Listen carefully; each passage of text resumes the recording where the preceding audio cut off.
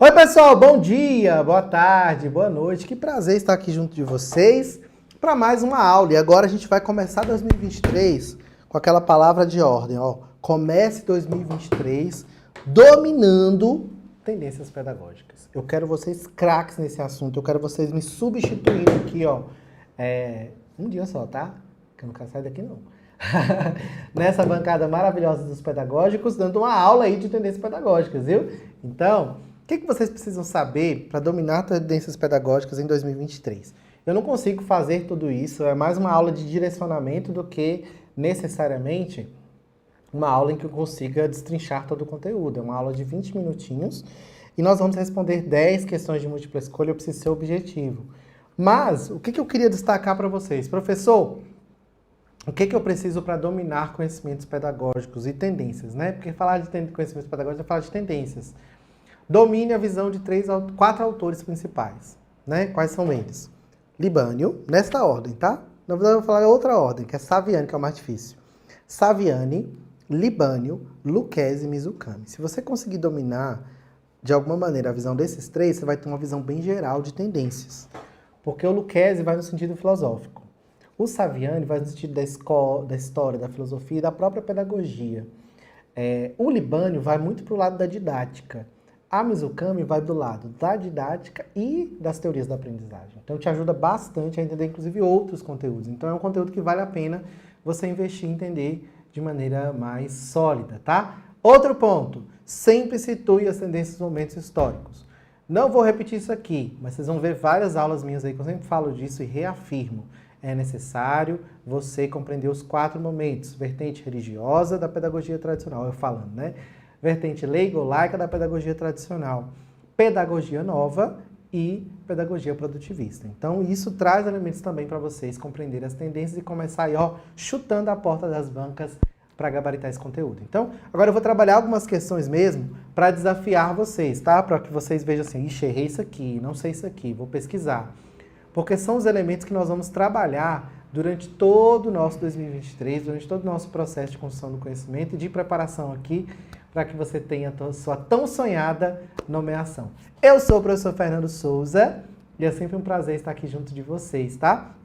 Vou deixar meu Instagram, caso você queira um material adicional sobre esse assunto, pode me pedir lá que eu mando o link do Drive para vocês, combinado? Vamos lá? Este aqui é o meu Instagram, @professor Fernando Souza. Comece 2023 dominando tendências pedagógicas. Tendências pedagógicas eu sempre falo para vocês, né? Significa qual é a função da escola em determinados momentos históricos. Então, essa resposta é o que as tendências vão trazer para a gente enquanto elemento de problematização. Vamos lá julgar os itens de acordo com essas perspectivas, tá?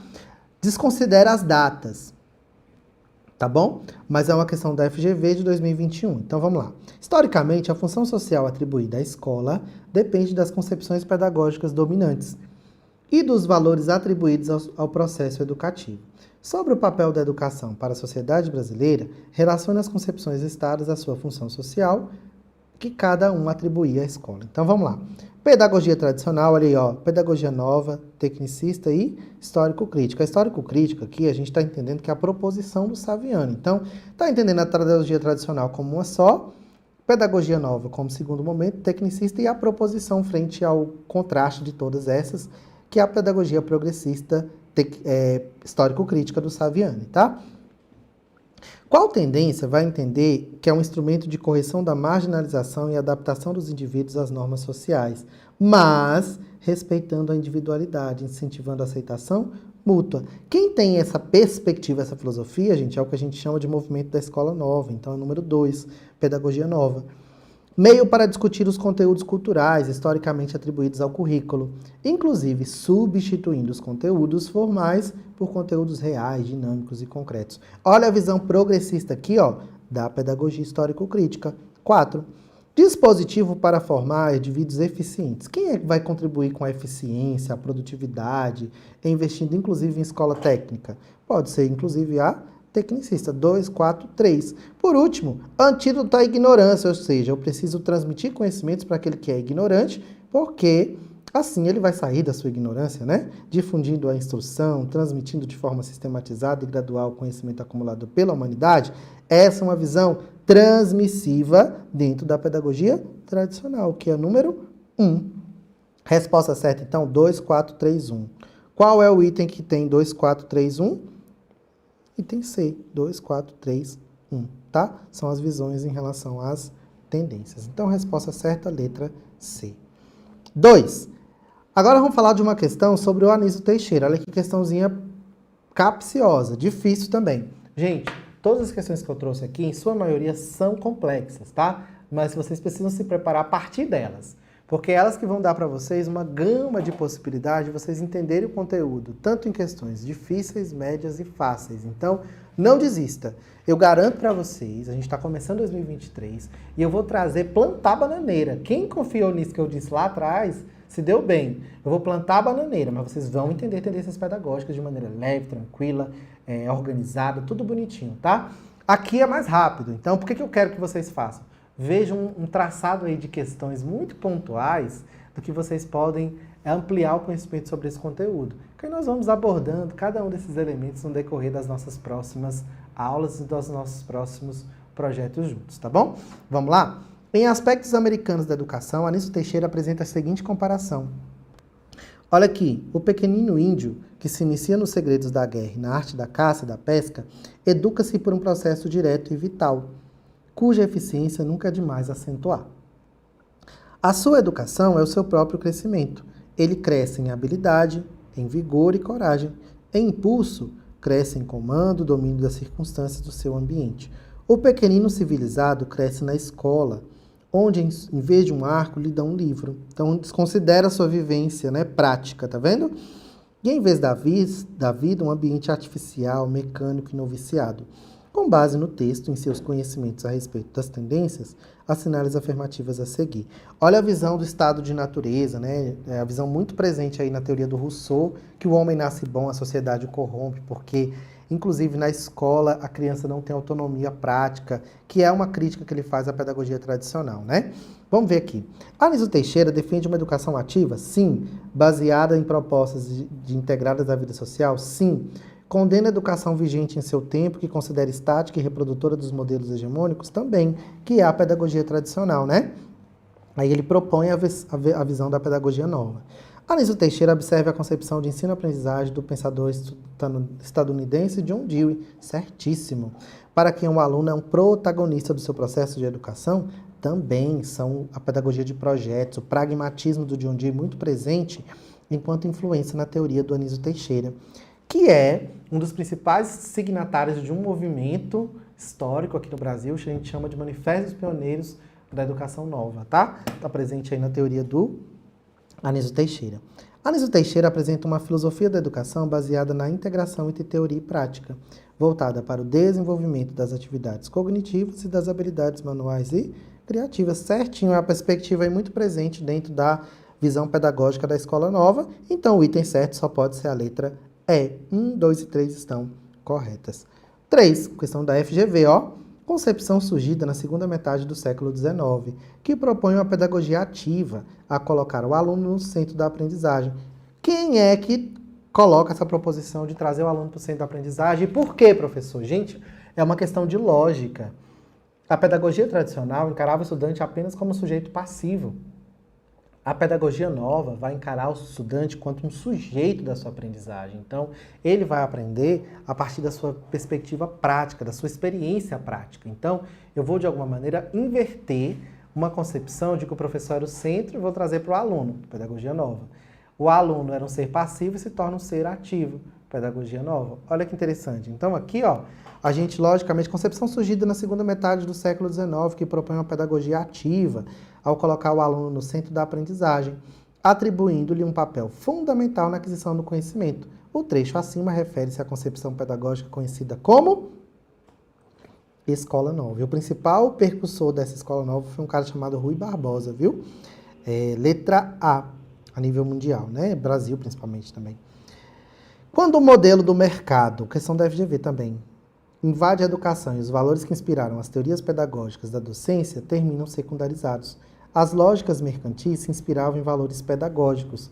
Que eficiente aprendizagem, que medem a avaliação de resultados esperados de vidas e corpos tão precarizados. Ou seja, aquele indivíduo que ele chega na escola com fome, é lógico que ele vai ter um desempenho ruim na escola. É isso que o Arroyo está problematizando aqui nesse preâmbulo, né? Com base nesse trecho, percebe-se que um dos primeiros efeitos da citada invasão da educação pelo mercado, ou seja, a busca pela produtividade, segundo os autores, seria o quê? Seria, gente, resposta certa, a letra B, é a exclusão dos que não acompanham o desempenho estabelecido como padrão, porque o mercado dita o desempenho, as metas, os objetivos, cabe ao estudante atender esses objetivos, né? Que é aquela avaliação que a gente entende num caráter somativo, classificatório. É vocês no concurso público. As condições são diferentes, não são? Então, de alguma maneira, isso vai influenciar também até na sua prova, no seu emocional, na sua preparação. E isso não pode ser secundarizado. É isso que o Arroyo está problematizando aqui para a gente compreender essa questão da competitividade, inclusive da meritocracia, tá? Então, resposta certa, a letra B. Mais uma questão da FGV. A respeito da tendência educacional que marcou a história da alfabetização no Brasil. Qual foi a tendência que marcou a história da educação no Brasil? E por quê, né? Como que era essa alfabetização? Um ensino caracterizado pelo excessivo uso da cartilha, livro didático, memorização, repetição de conteúdos. O aluno cabe à recepção de informações. Olha como a FGV é sem vergonha, né? Sem ter espaço para argumentar ou contrapor qualquer conhecimento apresentado pelo professor. O aluno é considerado uma espécie de papel em branco, no qual docentes imprimem o saber. Ele está trazendo nada mais, nada menos do que a pedagogia tradicional. Por quê, professor? Ah, professor, mas eu aprendi que papel em branco é empirista. Não. Pode ser, mas não é ativista. Não existe empirista ativista, então já está errado. Formalista moderna? Não é moderno. Emancipadora? Jamais. Qual a resposta certa aqui? Formalista clássica. Outra nomenclatura para a pedagogia tradicional. Também não é escola nova. Então, a resposta certa, letra D. Tá vendo? Que bonitinho. Gente, vocês, olha aqui para mim. Em 2023, você não terá problema nenhum com conhecimentos pedagógicos. Ou, eu não me chamo Fernando Santos Souza. Fernando Souza, tá? Não gosto muito do Santos, não. Fernando Souza, tá? Você vai dominar conhecimentos pedagógicos e você vai gabaritar essas questões. Combinado? Bora lá. Questão 6. Acerca das tendências pedagógicas que compreendem diferentemente as relações entre ensino e aprendizagem, professor e aluno, escola e sociedade, assinar a alternativa correta. Qual é que a gente vai ver aqui que vai ter mais coerência, né? Na tendência tradicional, o relacionamento professor-aluno é pautado pelo diálogo? Ah, me poupe. Na tradicional, nunca, jamais e never. Para a tendência renovada não diretiva, o problema pedagógico e sociais são mais importantes, pois eles fortalecem o desenvolvimento? Não. Na não diretiva, são os problemas psicológicos. Então, tá errado. Na tendência tecnicista, o papel do professor é incentivar a reflexão crítica? Ah, me poupe. Na tecnicista, crítica? Não tem, né? E a resposta certa é a letra D, que a valorização da escola como meio de apropriação do saber e transformação social é preconizada pela crítica social dos conteúdos. Resposta certa, letra D. A relação educador-educando defendida pela tendência libertadora parte-se numa posição vertical, horizontal, tá? Então, item errado, resposta certa, letra D. Com relação às correntes do pensamento pedagógico brasileiro, julgue os itens. A pedagogia tecnicista é embasada no pressuposto da neutralidade? Sim. É inspirada nos princípios da racionalidade? Sim. Da eficiência e da produtividade? Sim, também. A pedagogia tecnicista defende que o processo educativo seja reordenado de modo a tornar-se objetivo e operacional? Também, ó. Durante o regime militar, a escola era um dos instrumentos de controle social, com vistas a perpetuar as relações de dominação. E as teorias crítico-reprodutivas surgiram para corroborar essa ideologia? Elas surgiram para criticar essa ideologia. Aí que entra o papel dos crítico-reprodutivistas essencial de trazer uma crítica que até então não se tinha uma crítica. Eles trazem aquelas teorias, né? Violência simbólica, aparelho ideológico do Estado, escola dualista. Vamos trabalhar isso aqui durante o ano de 2023 com vocês, tá? Bora lá. Seguinte, então a 3 está errada. As teorias crítico-reprodutivas, ou crítico-reprodutivistas, né, operam uma crítica à hegemonia instalada na sociedade capitalista, participando do movimento contra-hegemônico? Certinho. A teoria crítico-reprodutiva é considerada a teoria que analisa a educação no aspecto da relação com a sociedade, sem o objetivo de formular diretrizes que orientem a prática educativa. Razão porque não pode ser considerada uma pedagogia, ou seja, elas trazem uma crítica, porém elas não trazem uma proposição de como superar esse status presente na sociedade. Então, por isso que elas vão ser, não vai se converter, né? O Saviano vai falar que elas não vão se converter em uma pedagogia. Mas eu quero, no decorrer desse ano de 2023, fazer uma live específica só sobre os críticos reprodutivistas para vocês. Combinado? Bora lá para a questão letra... Então a resposta certa ficou letra D, né? A única errada é a número 3, tá? Resposta certa, letra D. Ó, uma questão de certo e errado aí bonitinha para nós, ó. Partindo das principais concepções pedagógicas, julgue o item. A concepção liberal tradicional, isso aqui é para não zerar, né? Os conteúdos decorrem da ciência objetiva, eliminando-se qualquer sinal de subjetividade e são ordenados numa sequência lógica por especialista. Isso aqui é algo muito fácil de confundir. Aqui é tecnicista. Qual é a diferença, professor? Sequência lógica, especialista. Professor não tem domínio, muito menos o aluno, tá? São meros tarefeiros. É uma característica dessa tendência, o item está errado. 9. Vamos lá, ele está pedindo, dentro da pedagogia crítico-social dos conteúdos, né? As tendências pedagógicas em seus pressupostos apresentados por Queiroz e Moita, de acordo com as autoras, a pedagogia crítico-social dos conteúdos. O que ela defende, a crítico-social dos conteúdos? Defende que a função social e política da escola deve ser assegurar, através do trabalho com conhecimento sistematizado, a inserção nas escolas, com qualidade das classes populares, garantindo condições para uma efetiva participação nas lutas sociais. Nem preciso ler o resto, porque a gente já sabe. Se a gente já estudou, a gente sabe que essa é a visão da pedagogia crítico-social dos conteúdos. Professor, trabalha uma live com a gente só sobre as tendências progressistas, principalmente a crítica-social dos conteúdos da pedagogia histórico-crítica? Sim. Deixe comigo, tá? Vou trabalhar com vocês. Crítica social dos conteúdos e pedagogia histórico-crítica. Nós vamos fazer isso em 2023. São as que mais caem, porque para você compreender toda a teoria do Libânio, gente, você precisa principalmente associar ele em como ele foi compreendendo o processo da educação, as políticas, a didática, para formular sua própria pedagogia. Mesma coisa com Saviani. Então isso é essencial. São autores essenciais para a prova. Libânio, Saviani, Paulo Freire, Vygotsky, Vallon, Piaget e outros que nós vamos trabalhar aqui no decorrer do nosso 2023. Combinado? Bora lá então, questão número 10. Penúltima. Questão da VUNESP. VUNESP não é uma banca fácil, viu? Uma aprendizagem construtivista, segundo Kuhl, né, que é um autor que vai falar sobre o método construtivista, como que ela tem que ser? A perspectiva construtivista, gente, ela vai trazer uma perspectiva do estudante como centro, tá? A aprendizagem é a aquisição de respostas adequadas graças ao processo de reforço. Isso aqui é uma perspectiva do behaviorismo. Errado? Skinner. A aprendizagem consiste em adquirir os conhecimentos relevantes de uma cultura, de modo que o conhecimento se torne uma réplica interna da informação externa? Também não. O professor é um especialista que conhece a fundo a matéria, objeto de estudo, que exerce um bom controle? Também não. O construtivismo vai defender que a criança tem que ser autônoma, ativa, né? Os alunos são consultores ativos e não seres reativos. E o professor é um participante ativo também, realmente ocupando-se em ensinar-lhe a construir conhecimentos. Resposta certa, ó, letra D, bonitinha, redondinha essa aqui, viu? O resultado de aprender as disciplinas formais deve ser uma mente regida por critério de lógica. Isso aqui é tecnicista. Então, item errado, resposta certa, letra B. Vamos lá para D, né? Vamos para a última. No capítulo 6 de Democratização da Escola Pública, é a referência do Libânio, tá? Trata das tendências pedagógicas para introduzir a pedagogia crítico-social dos conteúdos. Conforme essa tendência, a educação está inserida no movimento da prática social global, como tarefa crítico-transformadora, e daí, segundo o autor, decorrem duas consequências práticas para o trabalho docente.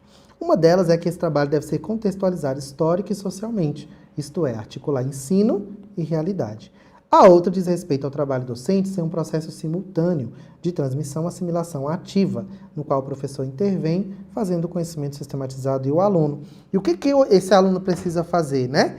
O aluno precisa, gente, elaborá-lo criticamente com recursos que traz para a situação de aprendizagem, que é a perspectiva da função social da escola dentro da pedagogia crítica social dos conteúdos, tá? Aqui tá meu Instagram. A pedagogia crítica social dos conteúdos vai dizer o seguinte, olha, o estudante precisa sistematizar os conhecimentos e adequar eles ao seu meio social, contextualizar, ter possibilidades de compreensão, porque essa compreensão vai proporcionar para eles uma crítica para a sua transformação. Então ele fala que esse é o papel da escola, né? Fazer com que o estudante contextualize o conteúdo frente às realidades sociais para que ele tenha uma participação ativa na sociedade. É isso! Trouxe aqui para vocês elementos essenciais para que vocês comecem 2023 dominando tendências pedagógicas. Eu trabalharei isso aqui com vocês muito no decorrer desse ano. E é sempre um prazer estar aqui, ó, juntinho, tá? Estou aqui juntinho de vocês e nós, com certeza, faremos muitos churrascos aí de comemoração, tá bom? Sempre na torcida. Um grande beijo e a gente se fala.